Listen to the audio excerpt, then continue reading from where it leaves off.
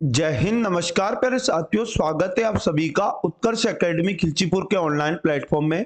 प्यारे साथियों, जैसा कि आप जानते हैं कि railway RPF constable and SI का नोटिफिकेशन जारी हो चुका है और साथियों 15 अप्रैल से इसके ऑनलाइन फॉर्म भरे जाएंगे। तो साथियों, इस क्लास में हम लोग 17 जनवरी 2019 शिफ्ट नंबर 3 का पेपर हुआ था, सामान्य ज्ञान के पूरे 50 क्वेश्चन हम लोग इस क्लास में डिस्कस करेंगे। दोस्तों, कुछ क्वेश्चन ऐसे होते हैं जो एग्जाम के अंदर हर बार रिपीट होते, इसलिए इन सभी प्रश्नों को आपको पढ़ना बहुत ज्यादा जरूरी है। बिल्कुल 100+ स्कोर आपको करना होगा, तभी इस बार आरपीएफ कांस्टेबल में सिलेक्शन होगा। तो साथियों, बिल्कुल पूरा पेपर हम लोग यहाँ पर हल करेंगे और प्रश्न वही हैं जो हर बार पेपर के अंदर आते हैं। तो साथियों, चलते हैं आज की क्लास की शुरुआत हम लोग करते हैं आज के पहले और इंपॉर्टेंट क्वेश्चन के साथ। जैसे आज का पहला क्वेश्चन है, इनमें से कौन सा विकल्प हवा की धूल और धुरी के कारण प्रकाश के फैलाव की घटना को उजागर करता है? तो साथियों, इसका राइट आंसर हो जाएगा टिंडन प्रभाव। ऑप्शन नंबर ए इसका सही जवाब है। क्वेश्चन नंबर 2 है, निम्नलिखित में से किस समिति को चालू अर्थव्यवस्था समिति कहा जाता है? तो साथियों, इसका जो राइट आंसर हो जाएगा अनुमानित समिति, यानी ऑप्शन नंबर डी इस क्वेश्चन का राइट आंसर है। अगला क्वेश्चन है, बैडमिंटन खेल निम्नलिखित में से किस शब्द से संबंधित है?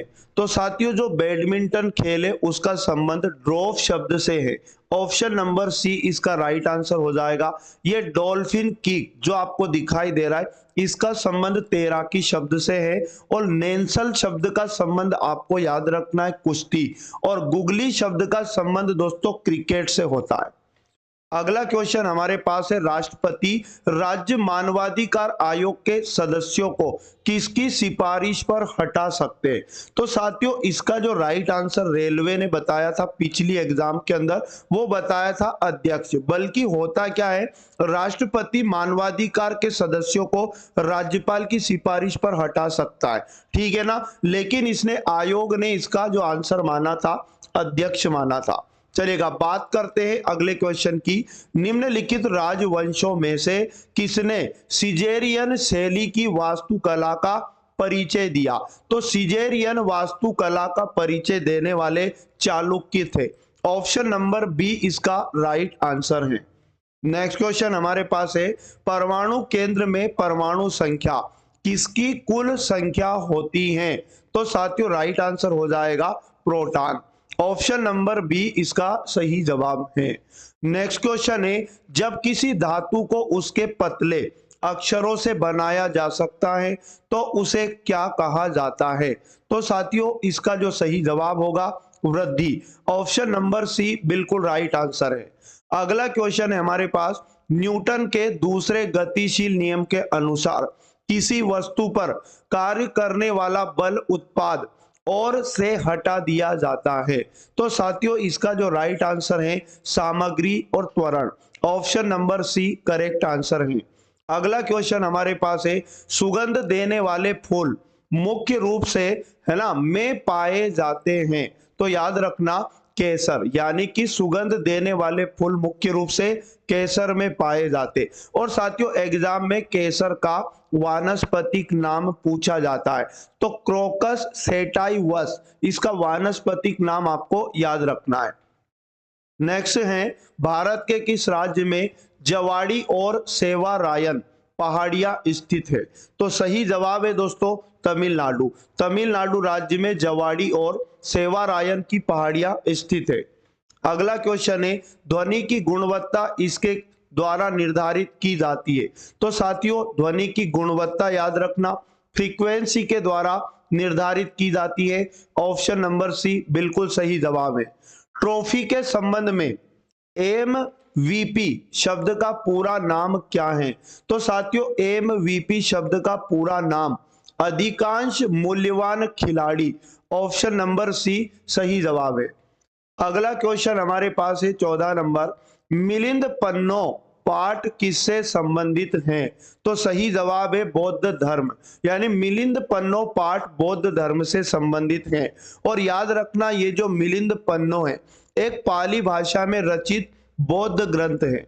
आगे बात करते हैं, इनमें से किसे भारत के नए समुद्र मिले? तो साथियों भारत के नए समुद्र याद रखिएगा वास्को डिगामा के द्वारा खोजे गए थे और वास्को डिगामा 1498 में केरल में कालीकट नामक स्थान पर पहुंचा था। अगला है, हैंडबॉल खेल के खेल क्षेत्र को क्या कहा जाता है? तो साथियों हैंडबॉल खेल के खेल क्षेत्र को कोर्ट कहा जाता है। ऑप्शन नंबर सी बिल्कुल राइट आंसर है। अगला क्वेश्चन है, पशुपति किस काल से मनाया जाता है? तो याद रखना राइट आंसर हो जाएगा हड़प्पा संस्कृति। हड़प्पा संस्कृति याद रखिएगा 1921 में दयाराम साहनी ने हड़प्पा सभ्यता की खोज की। ठीक है ना। बात करते अगले क्वेश्चन की, निम्न में से कौन सी एक संक्रामक बीमारी है? तो संक्रामक बीमारी याद रखना इनमें से टाइफाइड रोग, ऑप्शन नंबर सी हो जाएगा। और याद रखना संक्रामक बीमारी किसको कहते हैं? विभिन्न रोगजनक सूक्ष्म जीवों और वायरस या फिर बैक्टीरिया या प्रोटोजोआ या कवक और अन्य परजीवियों के कारण होने वाले रोगों को क्या कहते हैं? संक्रामक बीमारी कहते हैं। तो ऑप्शन नंबर सी इसका राइट आंसर है।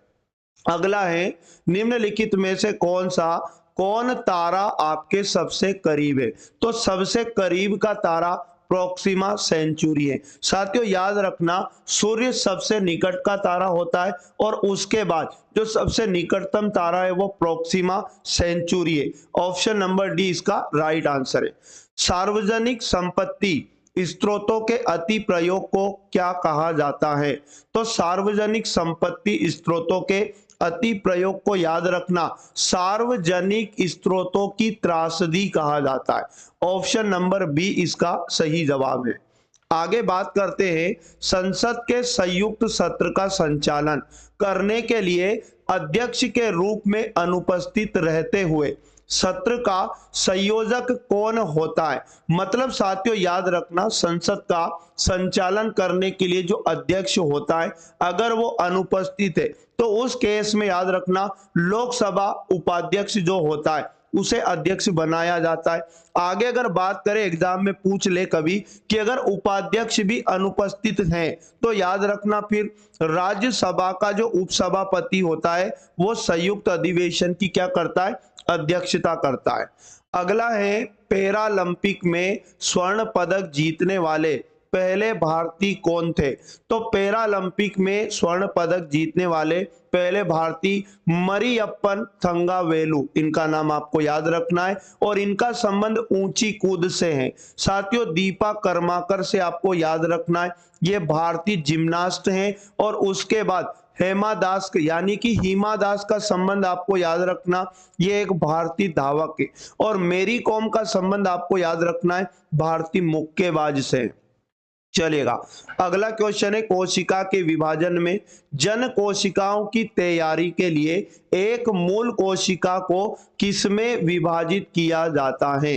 तो राइट आंसर इसका याद रखना दो समान, है ना, दो समान करेक्ट आंसर है ऑप्शन नंबर सी। आगे बात करते हैं, नाट्य शास्त्र के लेखक कौन है? तो साथियों नाट्य शास्त्र के लेखक का नाम भरत मुनि है। ऑप्शन नंबर डी इसका राइट आंसर है। अगला है, अंतरराज्य परिषद किस मंत्रालय के अंतर्गत आता है? तो अंतरराज्य परिषद याद रखना गृह मंत्रालय के अंतर्गत आता है। ऑप्शन नंबर बी सही जवाब है। अगला है, थाल घाट मुंबई और किसको जोड़ता है? तो थाल घाट जो दर्रा है दोस्तों याद रखना मुंबई और नासिक को जोड़ता है। Option number A right answer है। अगला है, निम्नलिखित में से कौन क्रिकेट विश्व कप से संबंध नहीं है? तो साथियों क्रिकेट विश्व कप से संबंध नहीं है, उसका नाम याद रखना कलिंग कप। बाकी ये ईरानी कप, रणजी ट्रॉफी और देवधर ट्रॉफी, इनका संबंध क्रिकेट खेल से है। और उसके बाद ये जो कलिंग कप है दोस्तों इसका संबंध फुटबॉल से संबंधित है। चलेगा अगला है, पुरुषों में कौन से सेक्स जीन मौजूद हैं?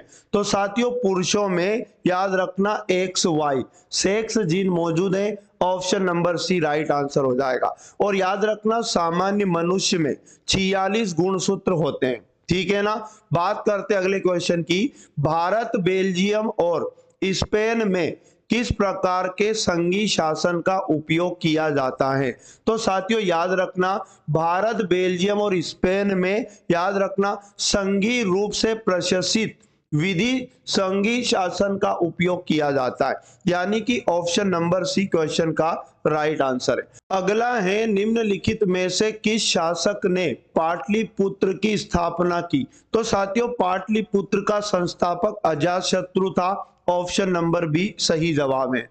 अगला है, भारत की आकस्मिक निधि किस अनुच्छेद के तहत आती है? तो भारत की आकस्मिक निधि अनुच्छेद 267 के अंतर्गत आती है, option number A right answer है। और अनुच्छेद 263 याद रखना केंद्र तथा राज्यों के मध्य समन्वय स्थापित हेतु अंतरजातीय परिषद का गठन से संबंधित है। और अनुच्छेद 280 से आपको याद रखना वित्त आयोग के गठन से संबंधित है। और अनुच्छेद 266 भारत के संचित निधि का प्रावधान है। बात करें, अगला क्वेश्चन है, नाइजर और जिम्बाब्वे में इनमें से किस महाद्वीप के देश हैं? तो याद रखना इसका राइट आंसर हो जाएगा Africa, option number D right answer है। अगला है, राज्य मानवाधिकार आयोग का अध्यक्ष कौन होता है? तो याद रखना साथियों राज्य मानवाधिकार आयोग का अध्यक्ष, ठीक है ना, उच्च न्यायालय के सेवानिवृत्त मुख्य न्यायाधीश है, option number B right answer हो जाएगा। अगला है, निम्नलिखित में से कौन अंतिम मौर्य राजा था? तो अंतिम मौर्य राजा आपको बृहद्रथ याद रखना, ऑप्शन नंबर ए सही जवाब हो जाएगा। और इसने 187 से लेकर 185 ईसा पूर्व तक शासन किया था। चलेगा, अगला है, निम्नलिखित में से कौन एक नदी बंदरगाह है? तो साथियों नदी बंदरगाह अगर एग्जाम में पूछे कोलकाता, ऑप्शन नंबर सी सही जवाब है। अगला है हमारे पास, किस राज्य में मधुबनी चित्रकला प्रचलित है? तो साथियों मधुबनी चित्रकला बिहार में प्रचलित है, ऑप्शन नंबर डी राइट है। अगला है, कई आवृत्तियों के मिश्रण से उत्पन्न ध्वनि को कहा जाता है? तो कई आवृत्तियों के मिश्रण से उत्पन्न ध्वनि को स्वर कहा जाता है, ऑप्शन नंबर ए सही है। अगला, निम्नलिखित में से किस महासागर की सबसे लंबी तट रेखा है? तो साथियों सबसे लंबी तट रेखा अटलांटिक महासागर की है, option number D right answer हो जाएगा। अगला है, 2011 की जनगणना के अनुसार भारत में शहरी जनसंख्या का प्रतिशत कितना है? तो साथियों भारत में शहरी जनसंख्या का प्रतिशत 31.16% है, जबकि अगर एग्जाम में पूछ ले कि भारत में ग्रामीण जनसंख्या का प्रतिशत कितना है तो 68.8% याद रखिएगा। अगला है, केंद्रीय प्रशासनिक न्यायाधिकरण किस मंत्रालय के अधीन आता है? तो केंद्रीय प्रशासनिक न्यायाधिकरण याद रखना कार्मिक मंत्रालय के अधीन आता है, option number D right answer है। अगला है, निम्नलिखित में से कौन सा एक बांगर भरा हुआ क्षेत्र है? तो बांगर भरा हुआ क्षेत्र आपको याद रखना तराई। साथियों याद रखना बांगर मिट्टी का एक प्रकार है जो तराई क्षेत्र में पाया जाता है, तो ऑप्शन नंबर सी इसका सही जवाब है। अगला, वृक्षासन योग में क्या स्थिति दिखाता है? तो वृक्षासन योग जो होता है उसमें वृक्ष स्थिति को दर्शाता, मतलब वृक्षासन वृक्ष से रिलेटेड है, पेड़, option number B right answer हो जाएगा। अगला, डोलू कुनीता में एक प्रसिद्ध लोक संगीत परंपरा है, तो सही जवाब याद रखना कर्नाटक, ऑप्शन नंबर बी सही जवाब है। अगला है, राष्ट्रीय मानवाधिकार आयोग वर्ष में स्थापित हुआ? तो याद रखना राष्ट्रीय मानवाधिकार आयोग 1993 में स्थापित हुआ, option number D correct answer है। अगला, भारतीय नियोजन के वास्तुकार के रूप में किसे जाना जाता है? तो भारतीय नियोजन के वास्तुकार के रूप में पीसी महालनोबिस को जाना जाता है, option number C correct answer है। और इन्होंने याद रखना दूसरी पंचवर्षीय योजना का मसौदा भी तैयार किया था। आगे बात करते हैं, बहुत कम विक्रेता एवं अधिक क्रेता किस बाजार का लक्षण है? तो साथियों राइट आंसर है अल्पाधिकार बाजार, ऑप्शन नंबर ए बिल्कुल राइट आंसर है। अगला है भारत सरकार किसके माध्यम से खाद्यान्न खरीदती है? तो साथियों याद रखना, भारतीय खाद्य निगम के माध्यम से खाद्यान्न खरीदती है। ऑप्शन नंबर एक करेक्ट है। अगला, महात्मा गांधी राष्ट्रीय रोजगार गारंटी योजना है ना, कब शुरू की गई थी? तो राइट आंसर है 2005 में। ऑप्शन नंबर डी बिल्कुल राइट आंसर है। अगला है, सिकंदर ने भारत पर किस वर्ष आक्रमण किया था? तो साथियों सिकंदर ने ईसा पूर्व 326 में भारत पर आक्रमण किया था। Option number A right answer है। अगला है, किस बिल के बिना सरकार भारत के सामूहिक कोष से पैसा निकाल सकती है? तो राइट आंसर है दोस्तों विनियोग विधेयक। Option number B correct answer है। तो साथियों ये थे पूरे 50 क्वेश्चन जो आपकी एग्जाम के लिए अति महत्वपूर्ण है। और डेली क्लास का पीडीएफ आपको टेलीग्राम पे मिलता रहेगा। टेलीग्राम का लिंक इस क्लास के डिस्क्रिप्शन में आपको मिल जाएगा, जहां जाकर आप सभी साथी टेलीग्राम को ज्वाइन करें और रेगुलर इस क्लास को जरूर आप लोगों को करना है दोस्तों, क्योंकि एग्जाम के अंदर आरपीएफ कांस्टेबल एंड एसआई में पूरे 50 प्रश्नों का वेटेज है, इसलिए जीके एंड जीएस आपके लिए अति महत्वपूर्ण है। तो साथियों मिलेंगे नेक्स्ट वाले वीडियो में, तब तक पढ़ते रहें। जय हिंद, जय भारत, वंदे मातरम।